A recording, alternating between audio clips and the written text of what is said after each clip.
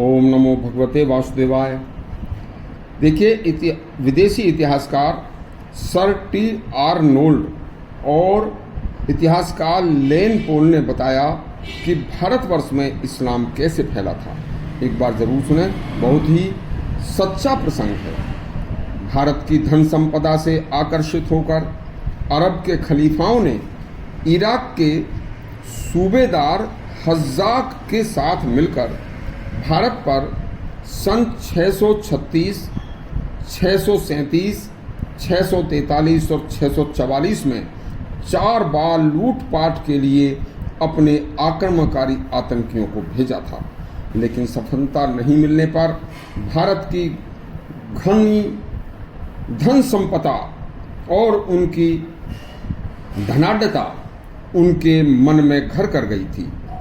तब इराक के हज्जाक ने अरब के खलीफाओं के साथ मिलकर अपने दामाद व अपने भतीजे मोहम्मद बिन कासिम को सन 712 में एक बड़ी सेना के साथ सिंध पर आक्रमण करने के लिए भेजा, जिसमें 4000 ऊंट, 6000 सैनिक, 1000 घोड़े व खच्चर थे।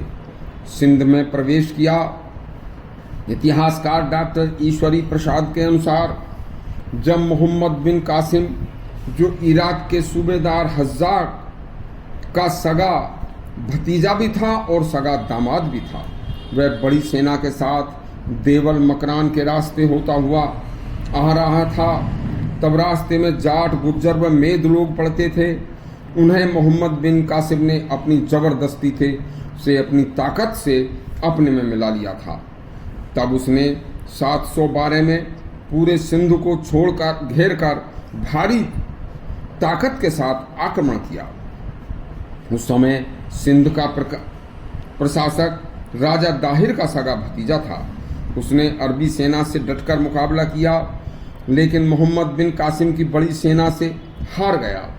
तब कासिम की सेना ने पूरे सिंध शहर को बहुत बुरी तरह से लूटा और 16-17 साल से ऊपर के सभी नौजवानों को उसने कत्ल करा दिया था। फिर जीवित बचे लोगों से इस्लाम कबूल करने के लिए कहा गया कि जो भी इस्लाम स्वीकार करेगा उसे जीवित छोड़ दिया जाएगा और जो इस्लाम कबूल नहीं करेगा उसका कत्ल कर दिया जाएगा। इस तरह की खबर जब राजा दाहिर को लगी तो उसने स्वयं हाथी पर सवार होकर अपनी सेना के साथ अरबी सेना पर धावा बोल दिया और बड़ी तादाद में अरबी सैनिकों, ऊंटों, घोड़ों को मौत के घाट उतार दिया। बस अरबी सेना भागने ही वाली थी कि अचानक राजा दाहिर का हाथी घायल होकर उल्टा अपनी ही फौज को कुचलता हुआ पीछे को भागने लगा। तब राजा दाहिर ने हाथी से कूदकर घोड़े पर सवार होकर अरबी सेना को मारना काटना शुरू कर दिया। उधर दाहिर के सैनिकों ने सोचा कि राजा दाहिर हाथी पर नहीं है, राजा दाहिर शायद मारे गए। तो राजा दाहिर की सेना में भगदड़ मच गई और राजा दाहिर की भ्रम से भागी सेना के कारण राजा दाहिर अकेले पड़ गए और युद्ध करते हुए अरबी सेना के हाथों वीरगति को प्राप्त हुए। तब उसकी पत्नी पानी बाई ने हार न मानकर अरबी सेना का डटकर मुकाबला किया, लेकिन बड़ी अरबी सेना के सामने जब अपने को हारती देखा तो उसने अपने परिवार व अपनी सभी सखियों के साथ किले में आग लगाकर जोहर कर लिया था, लेकिन अपने पवित्र शरीर से दुष्टों का हाथ नहीं लगने दिया था। फिर मोहम्मद बिन कासिम ने खूब जमकर वहां लूटपाट की और हजारों खच्चरों पर अन्न व समस्त धन दौलत को लाद लिया। इतिहासकार ताराचंद के अनुसार राजा दाहिर की दूसरी पत्नी लाडी ने डर कर मोहम्मद बिन कासिम से विवाह कर लिया था, क्योंकि वह दूसरी पत्नी ब्राह्मण नहीं थी। इसके बाद मोहम्मद कासिम ने दाहिर की 2 पुत्रियों सूर्या देवी और परमल देवी को भी अरब में बैठे बैठे अपने खलीफा के लिए बंदी बनाकर उनके हरम की शोभा बढ़ाने के लिए वहां से ले गया।